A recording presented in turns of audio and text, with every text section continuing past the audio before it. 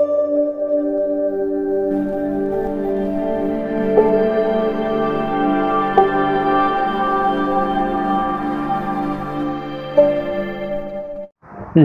दोस्तों, मैं हूं राजीव तिवारी और आप देख रहे हैं ज्योतिष मंत्र। कई बार हमको ऐसा लगता है कि अचानक हमारी जो ग्रोथ है वो रुक सी गई है। मेरी दुकान बहुत अच्छी चलती थी, लेकिन अचानक पता नहीं क्या हो गया कि दुकान चलना बंद हो गई या दुकान बहुत ही कम ग्राहक उसमें आने लगे। मैं जहाँ पर सर्विस करता हूँ, वहां पर मेरी बहुत अच्छे से बनती थी, सबसे अच्छे से रहता था, लेकिन अचानक लोगों के साथ मेरा मनमुटाव होने लगा। घर में अचानक झगड़े शुरू हो गए, बिना वजह के घर में झगड़े शुरू हो गए। यानी कि आपकी उन्नति पे भी असर पड़ रहा है, आपकी सामाजिक जो लाइफ है उस पे भी दिक्कत जा रही है, आपकी जो व्यावसायिक लाइफ है उस पे भी आपको प्रॉब्लम जा रही है, या कह सकते हैं आपका जो कार्य है, जहाँ पर आप कार्य क्षेत्र है, वहां पर भी आपको प्रॉब्लम जा रही है। या फिर आपके साथ कुछ ऐसा हो रहा है जो लीक से हटकर है, यानी जो आपने सोचा भी नहीं होगा वैसा आपके साथ अगर कुछ ऐसा हो रहा है, तो समझ जाइए कि किसी न किसी व्यक्ति ने आपको ब्लैक मैजिक, जिसको हम बोलते हैं काला जादू, वो आपके ऊपर कर दिया है, या फिर किया कराया, जिसको हम कहते हैं जादू टोना कहते हैं, वो उसका कुछ ना कुछ प्रभाव आपके ऊपर है या आपके घर के ऊपर है। या फिर कह सकते हैं कि आपके ऊपर या आपकी दुकान के ऊपर, आपके व्यवसाय के ऊपर, आपकी नौकरी के ऊपर, आपकी उन्नति के ऊपर किसी की नजर लग गई है। ये कंडीशन हो सकती है। अगर ये समस्या आपके साथ हो रही है, जो मैंने अभी बताई, वो समस्या अगर आपके साथ हो रही है, तो या तो किसी ने आपके ऊपर ब्लैक मैजिक किया है, या किसी ने किया कराया किया है, यानी कोई जादू टोना किया है, या फिर किसी की नजर आपके ऊपर लग गई है, बुरी नजर आपके ऊपर लग गई है। इसमें से कोई सी भी कंडीशन आपके साथ हो सकती है। अगर आप इन चीजों से बचना चाहते हैं तो इस वीडियो को अंत तक जरूर देखिए। अगर वीडियो पसंद आए तो इसे लाइक और शेयर कीजिए, और हमारे चैनल ज्योतिष मंत्र को सब्सक्राइब करना ना भूलें। तो चलिए शुरू करते हैं। तो देखिए, मैं कुछ आपको प्रिकॉशन बता रहा हूँ, कुछ आपको सावधानियां बता रहा हूँ। उन सावधानियों को अगर आप बरतेंगे, उस सावधानी को अगर आप ध्यान देंगे, तो आपके ऊपर इस प्रकार की कोई जो हरकत है वो नहीं हो पाएगी। उससे पहली सावधानी बता रहा हूं कि किसी भी दूसरे के घर से आई हुई मिठाई, वो प्रसाद के रूप में हो या किसी भी रूप में हो। होता क्या है कि बहुत बार ऐसे लोग जो हमारे जान पहचान के होते हैं, वही अक्सर ऐसा करते हैं कि अरे मैं वहां गया था, उस मंदिर, फलाने मंदिर गया था, वहां से की ये प्रसाद है, वहां की ये मिठाई है, तो ले लीजिए। मिठाई के नाम से आपको वो गलत चीज दे के चले जाते हैं और आप वो खा लेते हो। जैसे ही वो चीज आपके अंदर जाती है, ये सारे प्रॉब्लम क्रिएट करना शुरू करती है।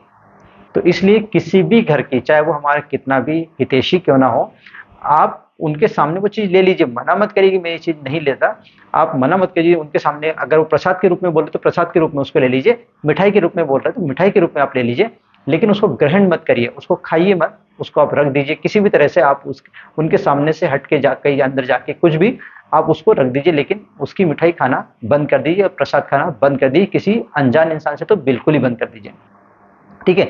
दूसरी, किसी रास्ते चलते हुए जो साधु संत मिल जाते हैं, कोई महात्मा मिल जाते हैं, और वो हमको बुला के बोलते हैं कि चलो मैं आपको ये रुद्राक्ष देता हूँ, या आपको मैं भभूति देता हूँ, या आपको ये माला देता हूँ, कुछ भी इस प्रकार की चीज, इससे आपकी उन्नति हो जाएगी, आपका व्यापार चलने लगा, आपकी शादी हो जाएगी, कुछ भी इस प्रकार का प्रलोभन देकर वो आपको कोई भी चीज देते हैं पहनने के लिए, बांधने के लिए, कभी कोई पहनने के लिए देता है, कभी बाजू में बांधने के लिए देता है, इस प्रकार की चीजें देते हैं।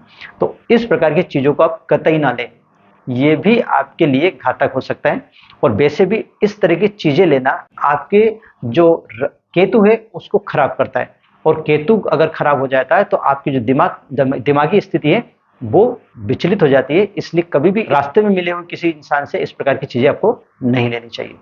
तीसरी चीज, सूर्यास्त के बाद, जब सूर्यास्त हो जाए उसके बाद लोबान और गूगल, ये दो चीज होती है, लोबान और गूगल, उनको मिला के आप घर में धुनी दीजिए। धुनी दीजिए मतलब एक कंडा लीजिए, कंडे के ऊपर लोबान और गूगल पटक दीजिए, उससे धुआं निकलेगी। धुआं निकल के आप वो पूरा जो अपना घर है उसके प्रत्येक रूम में जाके इस प्रकार से धुनी देना बोलते हैं उसको।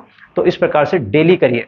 डेली नहीं कर सकते तो हफ्ते में एक दिन आप जरूर करिए, ताकि आपके घर की जो नेगेटिव एनर्जी है वो आपसे दूर चली जाए। आपके ऊपर इस प्रकार की कोई क्रिया किसी ने की होगी तो वो भी उससे हट जाती है। चौथा, सूर्यास्त के बाद अपने घर की दक्षिण दिशा में, जो आपका जहां पर भी घर हो उसकी कुछ भी दिशा हो, लेकिन उसके दक्षिण दिशा में, घर की दक्षिण दिशा में आप एक दिया जरूर जलाइए। अगर वहां नहीं जला सकते किसी वजह से, तो आप घर के बाहर, यानी कि जो आपका मेन गेट है उसके बाहर आप एक दिया जरूर जलाइए।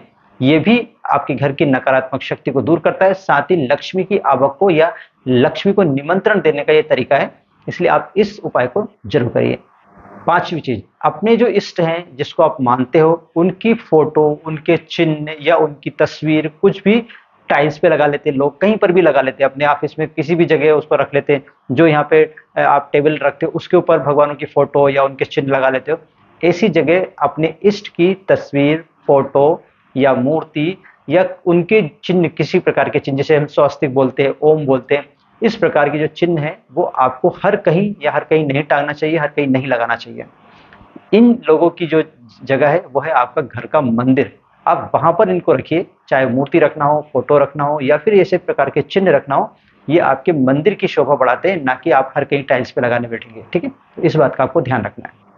रोज, अगर हो सके तो रोज घर में आप नमक वाले पानी से पोछा लगाइए।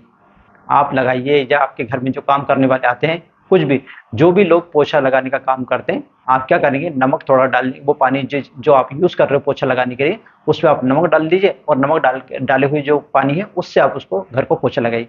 अगर आप नमक वाले पानी से रोज पोछा लगाते हैं या हफ्ते में एक दिन भी लगाते हैं, तो आपके घर की नकारात्मक शक्ति भी दूर होती है, साथ ही में आपके ऊपर किसी ने इस प्रकार की कोई क्रिया की होगी, यानी जादू टोना किया होगा, तो वो भी इससे दूर हो जाता है। तो आशा करता हूँ कि आपको ये वीडियो अच्छा लगा होगा। अगर वीडियो अच्छा लगा तो प्लीज लाइक कीजिए, शेयर कीजिए और हमारे चैनल को सब्सक्राइब करना ना भूलें। आज के लिए बस इतना ही, मिलते हैं एक नए विषय के साथ। तब तक आप खुश और मुझे दीजिए आज्ञा।